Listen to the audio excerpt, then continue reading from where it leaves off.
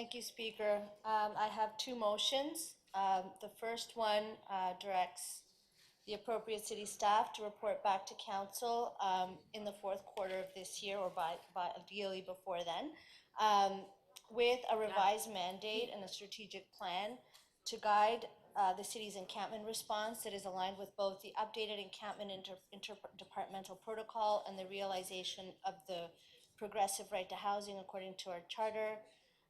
The composition, leadership and mandate of the interdivisional encampment working group, clear procedures in advance of an eviction, and the issuing the notice of eviction, minimum time threshold between when a notice of eviction is served, and the associated procedures for moving forward with the clearing, and some policy grounds for to authorize any encampment clearings. And the second one is a request for the city solicitor to bring in our May council meeting a report or her opinion on the implication of the Ontario Superior Court decision finding that the action of the region of Kitchener-Waterloo to evict an encampment violated Section 7 of the Charter of Rights and Freedoms. I think that we need this because this report matters so greatly. This report is about restoring public trust. And public trust was broken, and I think we have to all own that. That summer of 2021 is something that has harmed so many people, and for me as a member of the public, it's one of the reasons that I decided to run for City Council, to make sure that we are treating people with dignity and respect and respecting their human rights. I received, like all of you, I think, did a letter directly from the front lines, because we talk a lot about who are the people that are out there on the front lines of homelessness. And there are many workers who do this work in and day out, also in our public service, but also in the broader community. 90 organizations signed a letter written by the Toronto Drop-In and Shelter, Justice and Housing networks, including Davenport Perth Neighborhood Community Health Center and Neighborhood Center in my ward. And what they want is, and what they're saying is that the report increases fairness and transparency and accountability, and it calls for meaningful engagement with people living in encampments. And that's an essential piece of realizing the right to housing and moving in that direction.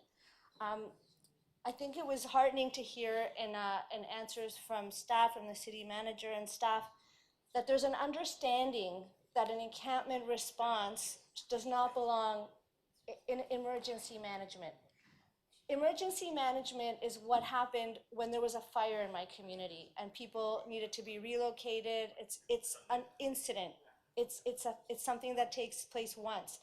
But homelessness is not one incident. It is a systemic problem. It requires the inputs and the expertise of so many people who work in the city and people who are out there doing the work. And this is an important place where public service and civil society have to walk step in step. And I just think that above all else, we needed this accountability. We needed the accountability for something which is clear from the Ombudsman's report, which so thoroughly shows that it was wrong. The violent clearing of encampments was wrong. And I think it's so important that every member of council and the staff, and particularly the staff leadership, understand, accept that. We do not get to say this report didn't go far enough or went too far, because that's what the accountability officers do. They investigate. They use the tools at their disposal, and the Ombudsman has clearly told us that.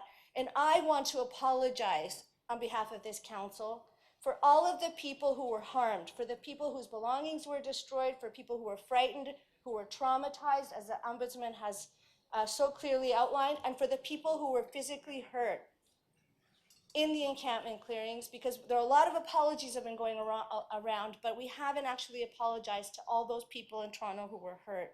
And I think that's absolutely essential. It's clear that the only way to deal with homelessness is starting from the basic principle of respect for human rights and holding ourselves accountable to the housing charter that we adopted, which means we have to progressively advance the right to housing in the city.